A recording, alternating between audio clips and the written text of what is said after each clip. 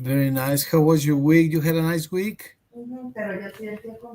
Yeah, I have a nice week. Uh, Very calm, a little bit routinary, but I enjoy it. What about you, teacher? Yeah.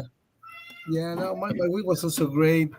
What did I do? Well, also the normal things. I'm becoming a routinary person as well, but I think that has a positive side because then you get to do the things that you normally have to do, like going to swim once a week. Although I should swim 2 or 3 times a week, That's at right. least I'm swimming once a week, which is a progress, I think. That's right, teacher. Yeah, I would like to swim too, but to be honest, uh, I haven't updated like my routine to add like this new activity, but I would like to swim too.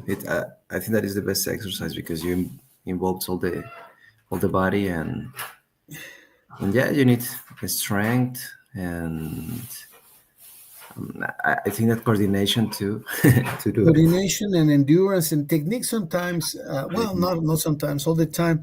If you want to swim better, more smoothly, actually, it's like when you look at a dolphin or sharks or other animals that swim kind of fast in the sea, you see that the technique that humans use is more or less a copy of what they do. Yeah, Uh, true. for example, the kick in butterfly Hmm. is kind of tricky because you need to have a lot of strength in the abdomen to do the kick like a dolphin like Dolphin. this. You need to have a strong muscles in the abdomen, otherwise it will be very sloppy and not very strong, and consequently you won't be able to advance smoothly. You're going to have to make a lot of effort, and then you're going to get tired very quickly, which is what happens to me. I don't have a lot of strength in the abdomen yet, so I'm trying to fortify it little by little, and then be smoother in the progress or in the advance that I need to make. But I mean, the coaches give you little hints, and that way you can swim a bit faster. That's already teacher. But What going would to you say that is like the step that you mm, yeah that you manage better? the style, well, the one that I do better is crawl. Crow? Yeah, thanks to the coaches and thanks to the lots of videos that you see, because the technique has made lots of progress. It's amazing how much people can progress in a couple of decades. To make the long story short, the world record used to be at 1 minute per 100 meters. Now it's in 43 seconds, 43, 44 seconds. Imagine reducing 15 seconds from a minute in a couple of decades. It's just Yeah, amazing. It's just unbelievable that how fast can people do things and how well. yeah, it is true. It's a huge difference, and the period of time of the record with one with the other is not like so big. So yeah, it is impressive too. Right. To make a comparison with the race, for example, do you remember this? I don't know if you know about him. His name was Alejandro Cárdenas, No, I uh, don't know. 400-meter racer. He's a bit younger than my generation. He should be his 50s now. But when he was 18, he was running at 44 seconds one lap. Imagine 44 seconds was a pretty good time. It was like maintaining a 11-second speed for 100 meters when the world record is 9 point something. So maintaining a steady mm, cycle of 11 seconds per 100 meters is amazing. Yeah, it is. I mean, Ana Guevara, who was the Mexican champion, was at 45 or 40 something. And the world record has not improved that much. Now it's only 3, 4 seconds less than that. So in racing, lap has been reduced only 3 seconds, whereas in swimming has been reduced almost 15 In seconds. No, no, seconds. yeah, more than 15 seconds. So it's incredible, right? In that case. Yeah, But it's true. I'm not there yet. I'm just talking about the world records. But the technique has But improved drastically it is swimming. interesting that you mentioned how in some sports the records there's like a huge difference and in others not too much. And yeah, I don't know. Maybe it's for the how can I say it? Like the I don't know, probably nutrition training, but I don't know. I need to do research about it. Yeah, and it's impressive because some world records have been broken steadily. Like in swimming, for example, right? I heard that there's a lot of noise in the street. I don't know what that is. Oh my! I think that they're gonna do road works here. I don't know if it's gonna be too noisy. If it is, I'm gonna move to the library. No, teacher, don't worry. I can Is it listen, okay? but it's not too noisy Too here. noisy? Yeah. Okay. Because it's a bit annoying. World sports records. You know what? Let me move really quick because it's annoying to me. Yes, sure. It's okay. It's No worry. it's kind of annoying to the repeated noise. And let me just move really quick. It won't take long. Just move to another room of the house. Um, Yes, no worry. but yeah, some of the records that have been established continue to be broken.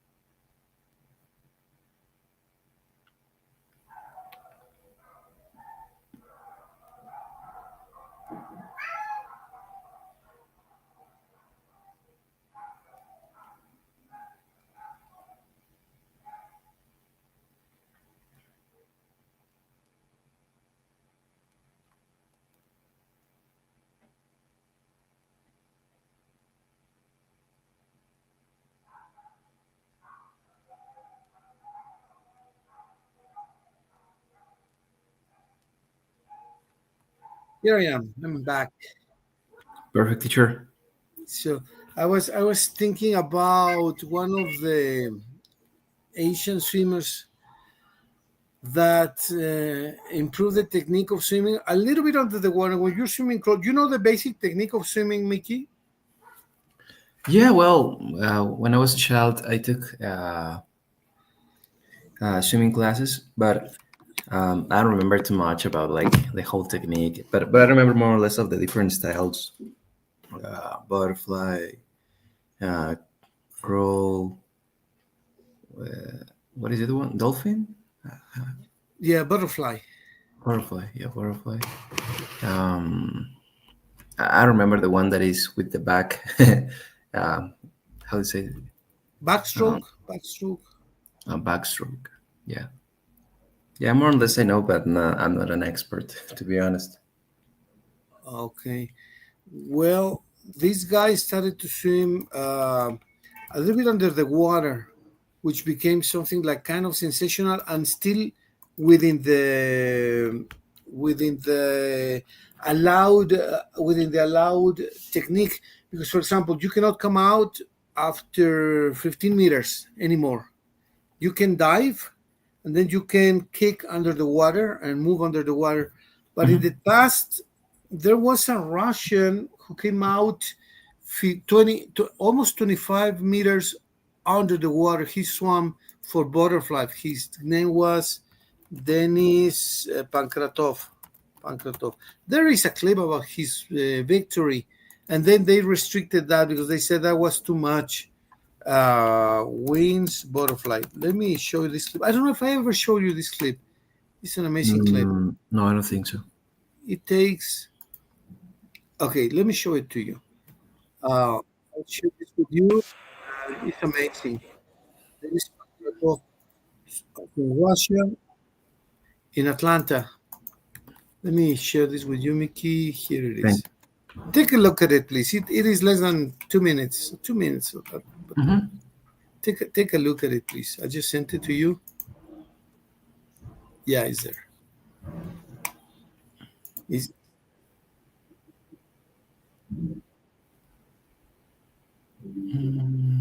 yeah, this is it. Yeah, I received it.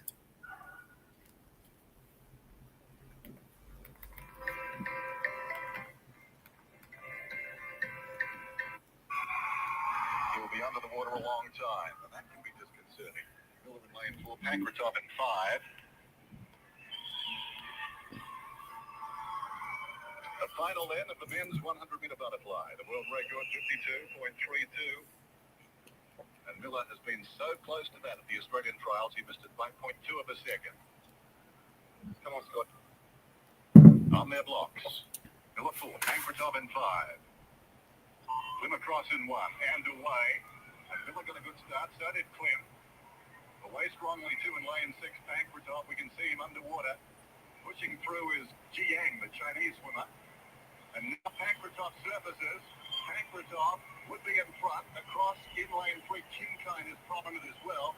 Scotty Miller's about half a body length up the speed at the present time as they come down to the halfway mark. Well, Scott got out a little bit slow. Yes, he did 24.78. He had to really bring it on home. And Pankratov right over on the road. Shoggie's going to work now. He leaves it too late. It's going to be all over. The race now. Pankratov's in front. Storming down in lane 8 is Kulikov. Kulikov is the danger. Pankratov and Kulikov. And now Miller's coming through. Miller's coming out after Pankratov. The Russian's still in front. He leads by half a body length. The third and second. They got to going to catch him. Pankratov comes in. He wins from Miller. Silver to his figure. And Michael first. And a new world record. Michael Klim wasn't far away. He finished sixth. So that was his Olympic final. And they had to make a world record this year. I don't think anyone has denied Scotty. That's his personal best time. Up on the scoreboard, 52.53. That's an Australian record, which becomes a Commonwealth record.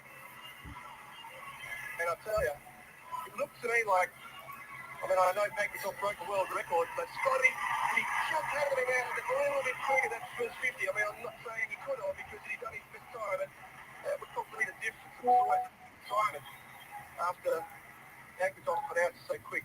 What do you think? He's done a personal best time. Australia is proud. Well, I think that now there's like a rule, right? That you cannot be like under the water for more than uh, what is 15 seconds? 15 meters. 15 Meter, meters. meters. Yeah, that is correct. That is correct. More than I don't 15 know if meters. that if that race was like the consequence of that, because Yeah, that's what happened in, at least in butterfly, because he swam over 25 meters. Imagine it's a whole pool yeah, under the water. with the water. And so they changed that. Mickey, I'm sorry. I hope the last time I need to go. Let me open the lady that is helping my mom to clean the house. Just take your time. Don't worry. I'll go really quick. Yeah.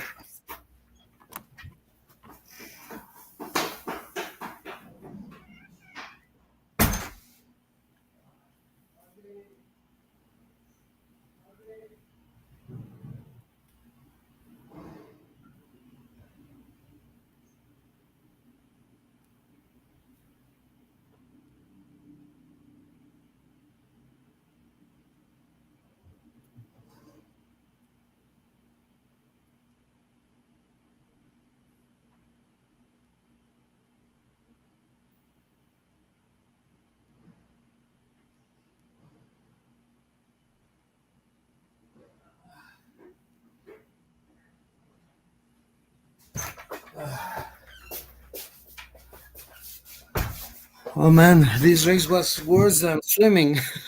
Mm. Yeah, so you're not allowed to come off the water, come up of from the water after 15 meters. If that happens, you get disqualified. Mm, So yeah, that's a result of the changing the rules after this race. This was in Atlanta, in the U.S. in 1994. So and imagine. according to you, to be honest, I don't know. Do you consider that it's fair that now it's like just limited to until 15 meters? Yeah, as long as the rule is the same for everyone, it changes. Yeah, what happens is that then you put more strength in the physical technique more than in the breathing technique. Yeah. If you're able to hold your breath for over what 20 seconds under extreme strength, imagine that you do something physically, whatever, and you have to Mhm. hold your breath for 20 seconds. I think that is very intense. I haven't done it. I mean, I can hold my breath under intense exercise for 5 seconds, 10 seconds maybe. And I don't know if that is healthy too, to be honest. I mean, you go to the gym, you do different routines, you do different kinds of exercises. Some of them are require a lot of intensity, I Yeah. think. And how I don't know. I don't know. Have you tried that? No, no, I haven't. And I don't even know if that is healthy or if that is positive.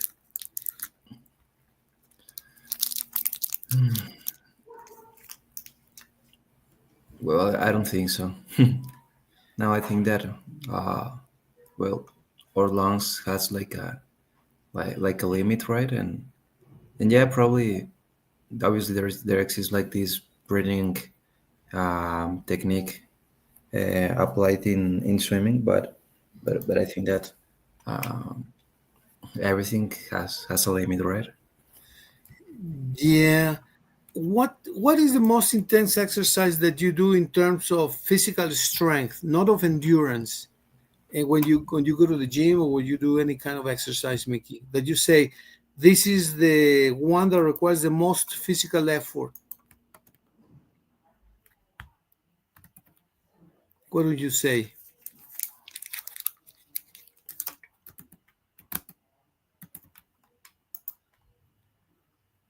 when you I don't know when you go to the gym? What do you think is the exercise that requires the most exercise from you, the most strength, physical strength?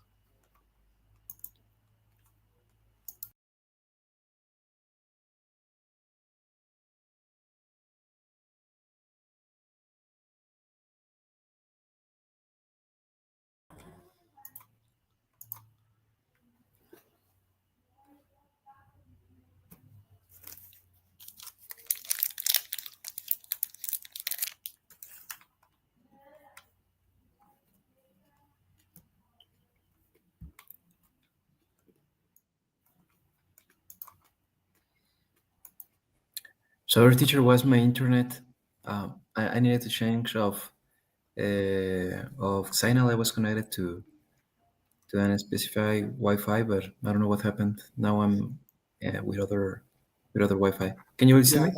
that's right. Yeah, I was asking what is the exercise Mm-hmm. in which you develop the most effort, in which you is the most intense for you in terms of energy and yeah, energy delivery more than endurance, more intensity, which you feel that you exercise the most intensely. Mm, I would say squats. Squats. Yeah, yeah, And squats because uh, it involves your whole body. You have normally the weight in your back, and you need to use all the strength of your legs, glutes, and yeah, and have a good technique too. Because if you don't do it correctly, it's very easy to get injured with this exercise. So yeah, it requires technique and obviously uh, don't like overpass the way that you can really lift, because if you abuse of the weight that you're lifting, as I mentioned, it's very easy that you can get injured. Yeah, I understand from what I've heard that even your spinal cord can be damaged. Is that true? Yeah, that is true because uh, well, all the weight is in your back. So if you're not doing correctly, or you are focusing the effort more than in the legs, in the back, yes. Hmm. Yeah, it's very silly that you can get injured of your spinal cord. Yeah. Okay, yeah. And what do you think has been the role of technology, like swimming suits, cameras, motion tracking, in the advance of the techniques in various sports, Mickey? How much do you think has the role of technology been in sports in general, even in gym? Yeah. Um, well, I think that. Are you sharing, teacher? No, no, no, no, no. Ah, Yeah, okay. let Sorry. me ask you something. Okay, okay. Sorry. Yeah, I consider that technology has changed all sports. In the case of the gym, I think that now, thanks to the technology, there exists like new machines that are focus on and specific, sorry, part of the body, and that are like better developed than other machines that in the past existed. Because, well, I think that uh, gym became to be like very popular, like in the Arnold's era, in that Right. time, Yeah. um, ends of the 70s, beginning of the 80s. I think that was when gym was like most popular, and more in the United States. And there were a lot of exercise, and nowadays a lot of people has eliminated of the routines, because they realized that they were not working like the specific part that they wanted to work. And a part of that, in many cases, were not like a common movement of the body. So instead of create a benefit, they were creating like little injuries without realizing it. So yeah, I think that now, thanks of um, the advance of technology and medicine too, sports has changed dramatically. Yeah, I am surprised at the. Yeah, that's very true, Mickey. Thank you very much for saying that, which is very true. I just got this information from the AI, and where they summarize some of the things which I already knew. Some of them, for example, motion tracking, high speed video. I already knew that they had this because they have videos showing these devices. So, for example, can you take a look at the first device they use, and what do you think of it, Mickey, please? Mhm. High speed video and motion tracking. Coaches now use underwater and above water cameras, even 3D motion capture, to break down every stroke. This allows swimmers to see inefficiencies like dropped elbows, poor head position, or asymmetry. Biomechanics labs track force, velocity, and drag, guiding technique adjustments. What do you think of this? Yeah, as I mentioned too, I think that this um, like motion tracking is applied in many sports, because thanks of that, nowadays exercise that, for example, people did in the gym, now people don't do it because they know that they were injuring like um, yeah, on a specific body part. And it's great because you can it's very easily to see like the improvement, I think, right? Like your strength, your condition, because you have like well, this motion tracking that shows you how your body is like evolving in a specific sport or exercise. Yeah, that is very true. Very true. just a little deviation from the optimal position, for example, is impressive how much slower you start to swim, for example, just by making a small mistake. For instance, there is a movement which is called the catch. The catch is when you grab the water and pull it backwards. And if you don't do it from the very top to the very back of you, like for example, many swimmers swim very fast. They think that swimming fast is the key to swimming. I mean, moving fast, the arms is the key Mhm. to moving forward fast, and that's actually the opposite. You're supposed to catch the water very far ahead, not here, but very far ahead, and then push it backwards all you can. And then, for example, a mistake that I used to make was swimming with the arm stroke when the elbow should be very high, like this. This shoulder, this elbow should be very high, and I used to make a mistake of putting it here, like if you were fighting, right? And that was very wrong. It should be higher, much higher. And then, in order to do that, you need to rotate. So you rotate and you put the other shoulder up and like this, and then you start rotating like this and catching the water. It is amazing how a small improvement in your technique can allow you to swim so much faster. So I think technique is one element that has the strongest impact in swimming. Well, I'm sure that in any sport, right? Soccer, basketball, in every sport, but I've noticed it dramatically in swimming. Just a small Mhm. improvement in the technique allows you to swim much faster, Mickey. Yeah, it is true. And now that you mentioned, it makes sense because, as I told you, swimming is not like an activity that I normally do. But when I go to the beach, I always like to swim a little bit. And yeah, I had an idea that if you move your arms like faster, you're gonna consequently you're gonna be faster. But now that you show me that, it makes sense that obviously according to the strength that you're putting in your how do you say mm, Arm stroke. arm stroke, uh, yeah, you're gonna move more. How do you say? Swiftly. Yeah, exactly.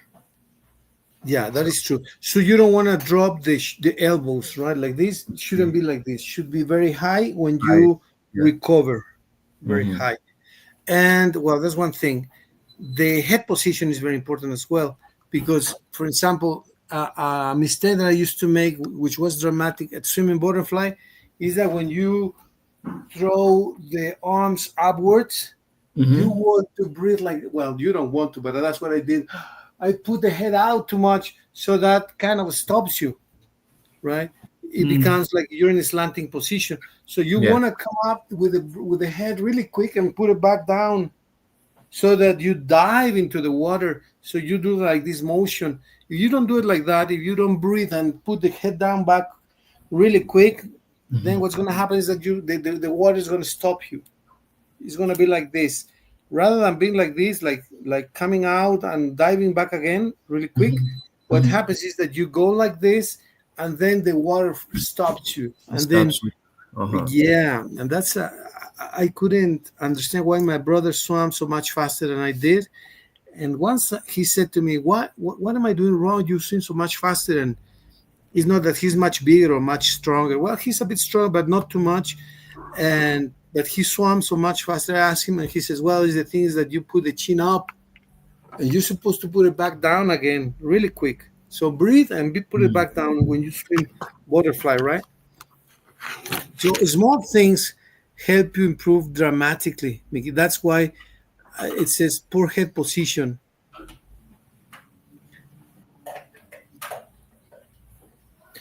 Yeah, it is true. As you mentioned, little changes in your technique can make you improve dramatically. And yeah, for example, that's why I say that it's important the coordination too on swimming because it's these little, these little things that probably you don't realize until someone told you.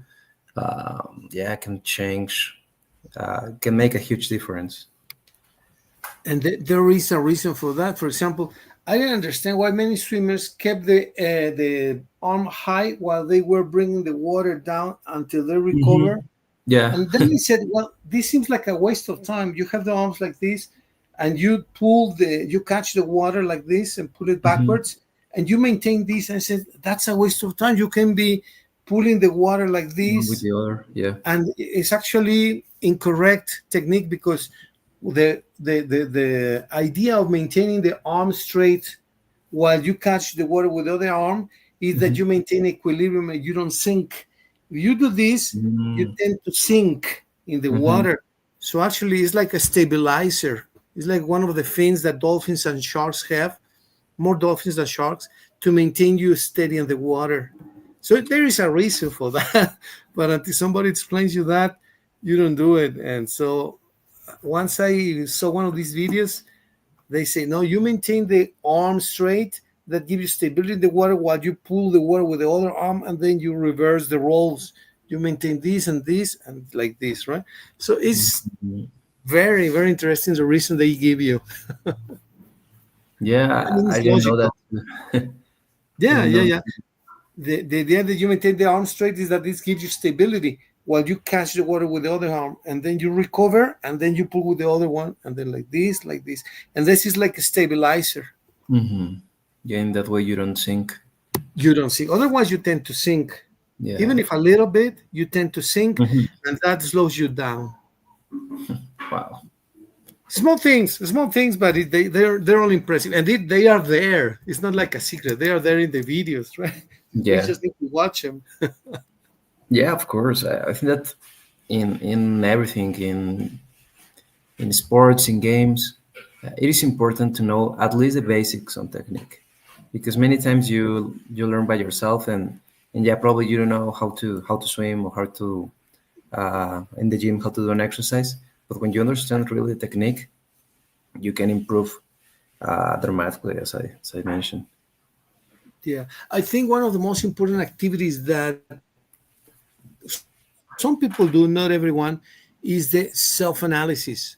I mean, when you do gymnastics, when you go to the gym, when you swim, when you do sports, I mean, the musicians, a violinist, he is supposed to check his performance to see the finger position in the strings.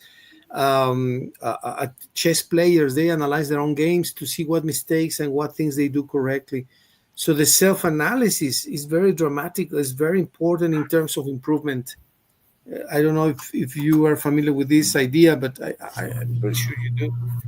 You are, and it allows you to see yourself, to look at yourself and see the positive points you have and the room for improvement. Don't you think, Mickey? Yeah, completely. Um, it is something that I have seen that Luis makes many times. I think that in the what is the name of this game in the cell phone chess.com? I don't remember the name of the app. Well, there's one which is chess.com, but another one's called Chess. Okay, and I think that the games normally are like saved in the cell phone, and you can see like all the movements that you did in the last game. And Luis is always like analyzing it, and he was like, "Oh, I failed here. I need to move it to that place," and something like Yeah. that. And yeah, it is good because um, first of all, I think that it makes you how to say like uh, humbleize a little bit because you're aware of your mistakes. But when you are aware of your mistakes, it's much easier that you can change it because now you see like the how do you say this like your Mistakes, your error. mistakes and your and yeah, and the things that you can improve in few words. Right. So Yeah. yeah, it's good. Yeah, that's very true.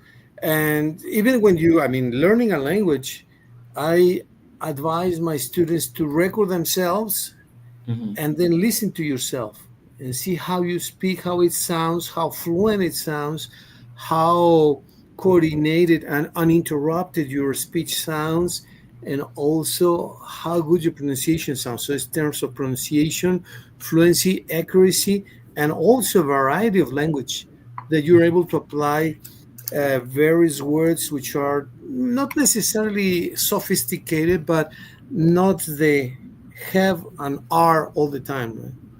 You can say, "Oh, that's beautiful, that's amazing, that's great." Okay, yeah, but it looks interesting, it looks pretty, it shows, it seems to be. I mean, to give some variety to the language as well, right? How do you attain this skill? By looking at yourself, listening to yourself. Obviously, something that you have a great training at, which is a great habit, which is reading a lot in English. That's fantastic. That gives you good grammar, good vocabulary, and I think it enhances your scope of vision. So reading quite a bit in English is a great practice. But also occasionally we need to look at ourselves, listen to ourselves, and see how fluently we talk, how smoothly, how clearly, and how coordinated our ideas are. Do you think, Mickey? Yeah, absolutely. I think that I need to do it more frequently because um, I don't know. It's weird because sometimes I feel that words comes easily than other times. Probably, I don't know. For example, when I just woke up, normally until in Spanish, I forget certain words. But now, like during the day, that I'm like more focused on that. I think that that it's at least for me it's easier. But yeah, I need to practice recording myself and see my mistakes. Um, Something that I continue doing is talking with other people in English That's um, by fabulous. by by call and through WhatsApp too. And yeah, normally I ask to them that if I made a mistake, probably don't interrupt me in that moment, but you can tell me later, hey, your mistake was there. And it's much easier when it's like through WhatsApp, and in that way I can like detect my mistakes and trying to not uh, write it or say it again. Yeah, yeah, that's very true. Very, very useful. For example, you try, I try, I try, I try not to make the same mistake over and over or again, right? Hmm. I try not to. This construction is kind of different from Spanish in the sense that I try not to make this. I try not to. I attempt not to. I attempt. Oh, I don't know what I did here. I'm sorry. I I intend not to show off. Not to show off very much, right? What Hmm. I attempt not to swim less than once per week, which should be two or three, right? So this construction is interesting because it is not very similar to Spanish. I intend not to, I attempt not to, I try not to. I force myself not to, I force myself not to not to repeat the same mistake, something like this. Right? What do you think of this construction, Mickey, in terms of grammar? If you analyze it, how does it look? Well, as you mentioned, it is different in Spanish. And I think that a mistake that, uh, well, people who speak Spanish normally do is try to translate this whole sentence in Spanish to English. And sometimes we tend to use like the grammar that we use in Spanish. And yeah, many times there are like different little differences that that we need to learn and practice too to avoid them, but yeah, it is interesting, but I think that it's important to practice them. Yeah, exactly, exactly. And something very positive that people like you have, for example, the people in the freight forwarders that I teach to, therefore girls who are also very enthusiastic as well, same as you, and they started to do this, and I think you have done a couple of times, but if you continue doing it, it's great. That is to record yourself and then listen to your voice and detect which things you like, which parts you like. You can come to the conclusion that probably you like everything, right? Maybe you say, well, I like my fluency, I like my pronunciation, I like my grammar, but maybe I speak too fast. or maybe I speak too slow, or maybe these issues, items that you can improve depending on your own self-assessment. What do you think Yeah. about that idea? Yeah, of course, it is. It is very important. Now that I mentioned that, that when I'm speaking with other people, sometimes something that it's uh, a little bit difficult, at least for me, are like the accents. You know, for example, I don't have like issues listening to someone that is from United States, but I have a friend that is from Australia, and oh my God, it's I don't know. I can more or less do like the comparison with the people who from Chile who speaks in Spanish. You know, that sometimes for me it's difficult to understand someone who is from Chile. Oh my God, it's so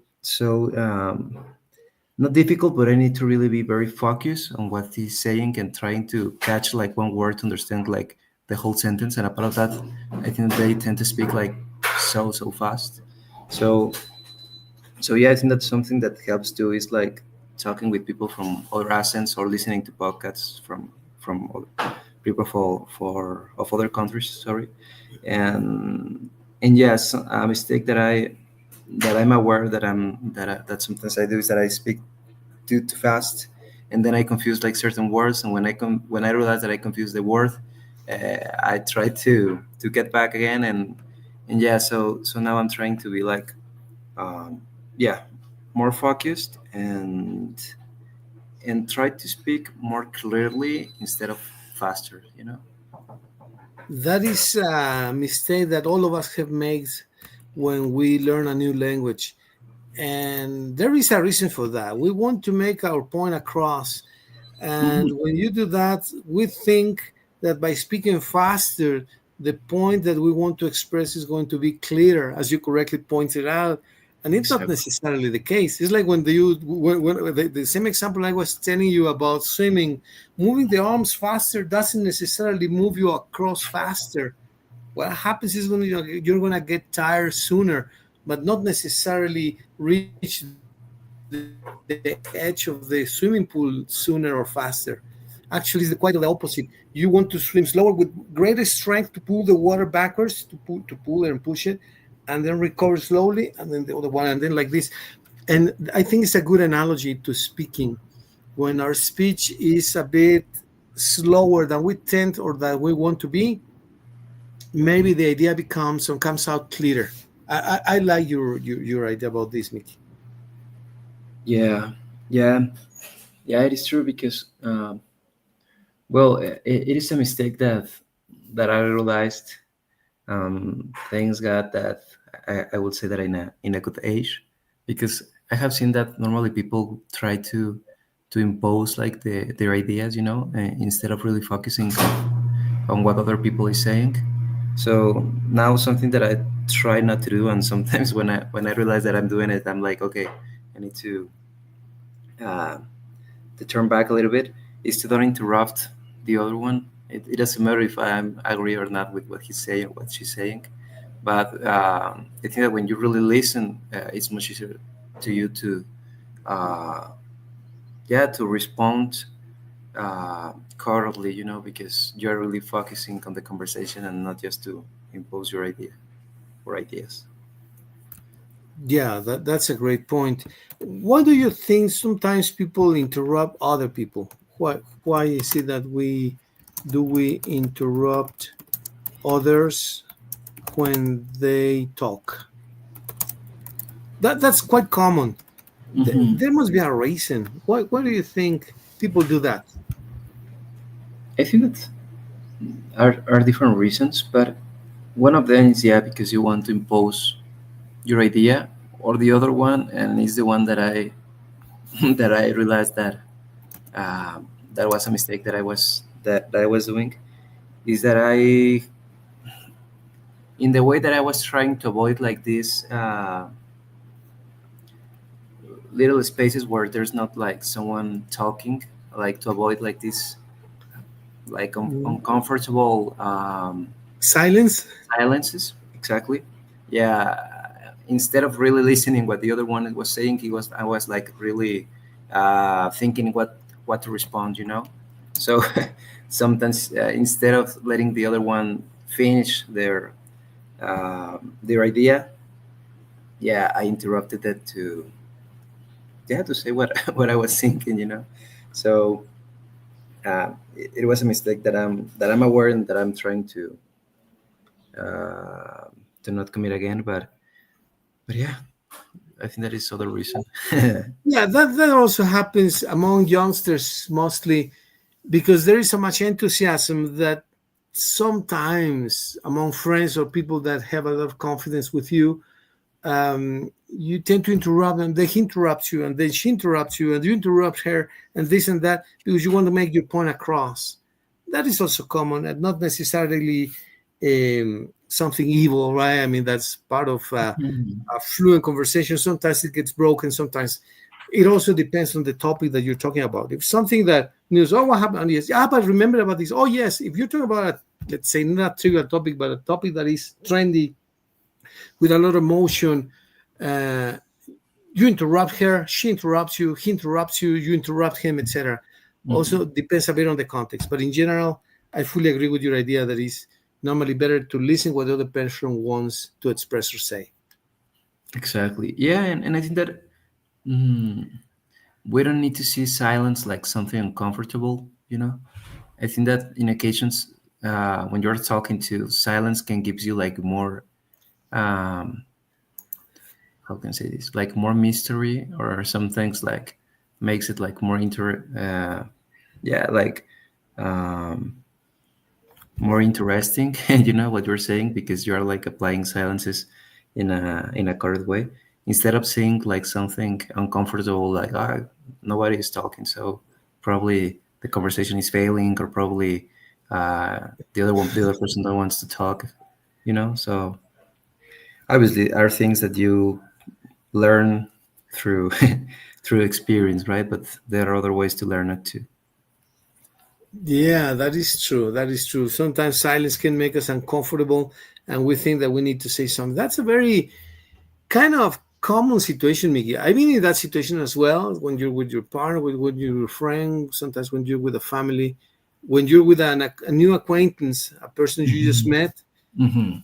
Sometimes you feel that you need to say something Sure. and not necessarily. And also, silence can be something good. Yeah, I am fully in fully agreement with your comment, Mickey.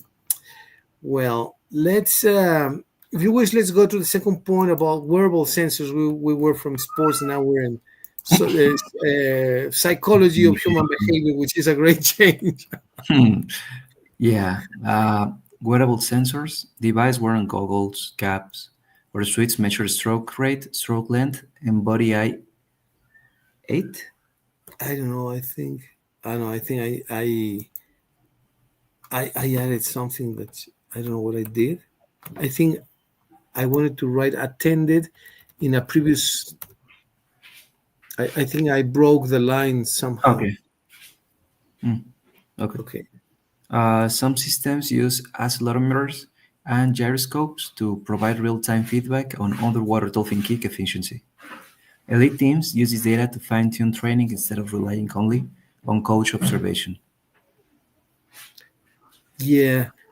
Well, these sensors, I don't know how expensive they should be, but for example, you've seen those watches that measure your heart rate, your oxygenation rate, Mhm. and how many steps you give, and this and that. You've seen Mhm. them, I'm sure.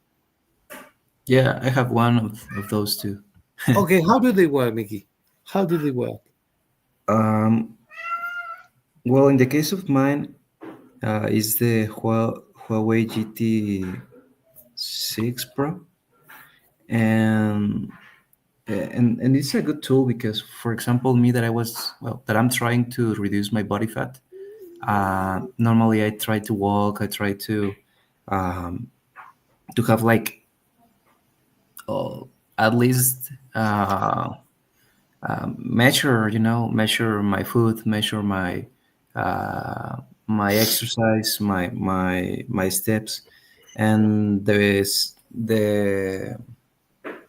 how to say, the clock helps you to do like a summarize of all your activities and then the level of activity that you have, As you mentioned, it checks your heart rate, your oxygenation, um, and more or less you have like a track, of what you did uh, day per day, and at the end of the week, in the case of mine, it gives you like a whole evaluation of how was your week, if your level activity increased instead of, well, in comparison with the last week, or if it decreased the level activity.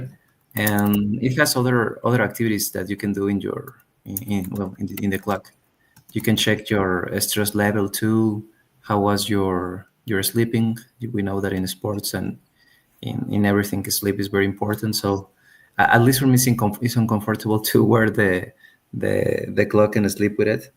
But sometimes when I know that my sleeping was not like very good, I try to use that to see like how many times I woke up, if I have like the percentages of uh, deep sleep, of light sleep, and yeah, it helps you to measure like these little things that when you are aware and you can change like little habits or bad habits that you have, yeah, your life can change dramatically.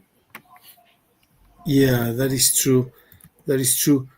Can you share with us, for example, a specific instance in which you made a little change due Hmm. to a routine modification, or that you have elaborated on something that you decided to enhance or increase, or yeah, or do something different in your sports routine that help you, I don't know, sleep better, lose weight, become more relaxed, or whatever. Anything that you attained as a result of a slight change in any of your routines, Mickey, that you noticed?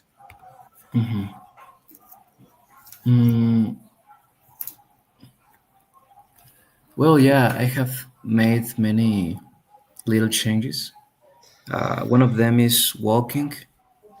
A part of the gym, I consider myself like a sedentary person because my whole activity was like going to the gym, and and well, obviously I deliver my sneakers or I send them, but it's not like a high level activity.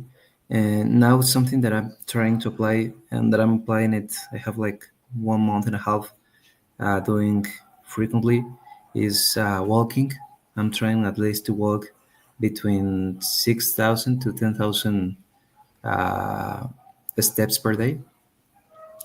And it helps you in many things. One, that your level activity increases, and sometimes your body really needs to, to sleep. So consequently, you sleep better because you're using your energy correctly. And another thing, obviously, walking helps you to your metabolism because in that way it works better than just laying in your bed or laying on the sofa. And yeah, I would say that is like a little change that I applied and that it helps me. And the other thing is like trying to eat like 80% healthy and 20% for something that I want that is like not healthy. Um, Okay. I'm trying to apply like this 80/20, and it has helped me um, dramatically because now I have like cleared my like the micronutrients that my body requires to maintain like in the level that I am, or like to decrease the body fat. I know how it works, and it's much easier to have an approximation instead of not having it. Sorry. So yeah, it has helped me to decrease my body fat. I started uh, 2 months ago, more or less, and my weight was 95 kilograms, and 95. 95, yeah. And now I'm 87. So, and it's not like a whole diet, because when I want tacos, okay, I measure my whole day trying to eat like more fat to eat those tacos in the night, and yeah, try to keep a balance. I think that is the most important, to keep a balance in everything. Yeah, I started to do something that I had never done, and is do something for 5 days, no more. and that has allowed me to do more, because that's in the past I used to say I'm not going to do this anymore, never again, and then I came back to it. Mm, So I mhm, gave myself smaller tasks, like 5 days with no sugar, 5 days with no sodas, 5 days with no tortillas or flour products, no bread, no this, no that. And occasionally I've combined both of them, like no sugar with no bread, or no sodas with no this. mhm. And that has worked out fabulously. I'm feeling way better. I sleep better. I'm losing a little bit of weight, not too much, but I have started to do something which has given me so much confidence in terms of discipline. I say, well, I can do anything I want for 5 days. So I have this control of my appetite as well. And that has worked wonders, Mickey. And I started to do that recently, like since a couple of months ago, and that has been a great achievement. I think I'm very proud of that. That's great. Sure.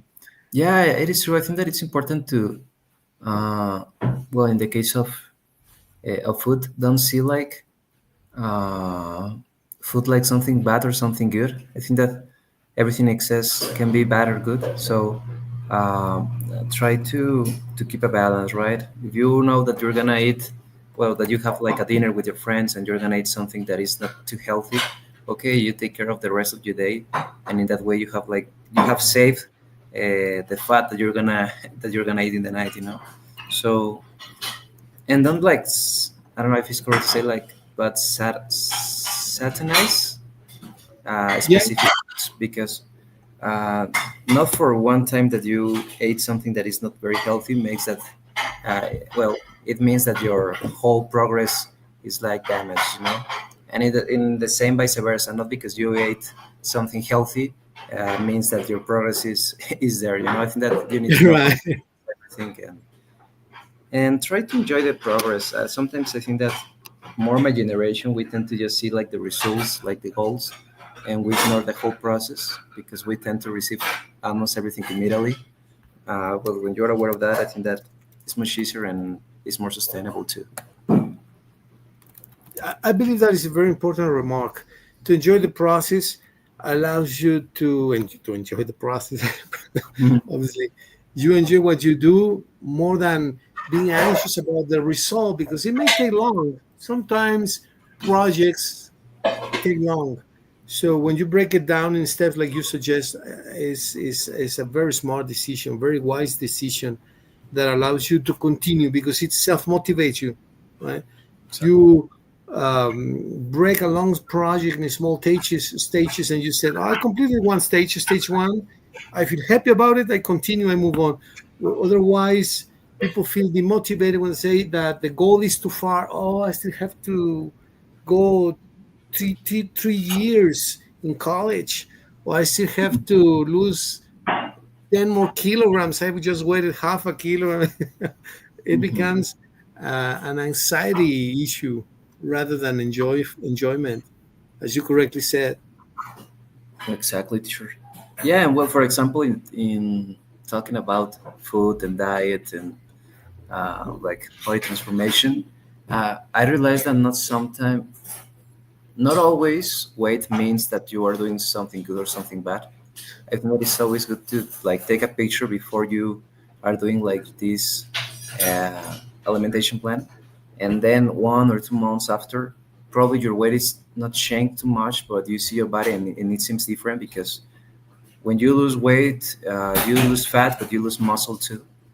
For example, in my case, I try to increase the proteins because in that way, it's much easier to maintain the muscle instead to just eliminate everything, you know, fat, decrease my protein, decrease my carbohydrates.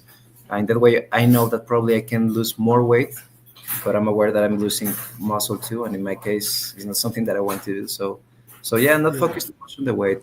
More than that, see how the your clothing fits, see how your face looks, because when you lose fat, you can see it in your face, you can see it sometimes in your veins too. When people Yeah. lose body fat, you can see like more easily your veins. Instead, just focusing on the weight, I think. Yeah, I think that's a great suggestion. That's a great suggestion. I've heard that also. That's a very smart remark. You want to transform your fat into muscle or stronger mass rather than losing it. Yeah, because actually one of the most important problems adults have is that they lose muscle, and it's hard to recover when they're older. When we're older, recovering muscle is very difficult, and it's also one of the main reasons for many of the maladies and problems and diseases that Mhm. adults face when they have low muscle mass. They tend to suffer many more injuries in the body, in the bones, in the everywhere. So yeah, it's a great comment. Exactly. Yeah. Very good, Mickey. Well, we fix the world again a little bit more as usual. Little by little, teacher. We're making a better world. Or we're trying, but we're getting there. I mean, hopefully, we can share our videos sometimes with some people, our friends, and they can motivated by them, don't we? Yeah, of course. Probably we're not changing the world, but we're changing like our own world, or way Raul, we see everything. And I think that it makes a positive effect consequently in others, I think. that's very true. Very true. That's absolutely true. Okay, Mickey. Well, good chatting with you. Hopefully, Indeed, we sure. can maintain this discipline once or twice a week at least. And yeah, that's good. That's excellent. Yes, sure. I would like to do it obviously at least one time, but if we can do it times per week, it will be fantastic. Um, I don't know if you have talked with my dad about it, but if you can chat with him and do an agreement in a way that we can have at least one class per week and doing like more frequently will be great because I'm aware that I need to practice and I'm trying to practice too, but when I'm speaking like for a Kahete, sorry for my cat. Yeah, when I'm speaking like more frequently about different topics, I think that it can helps me to increase my vocabulary and yeah, gain confidence too. I think. Awesome. Okay. Yeah. Yeah. I'll chat with you, Dan, and make an agreement. Let's see what we can come up with. But of course, Perfect, teacher. can't with it, Mickey. And great chatting with you. See you Yes, soon, teacher. Dan. Thank you very much Take for care, your time Mickey. and have a nice weekend, teacher. See you soon. You too. Enjoy, Mickey. Nice weekend. You too. Take care. Bye.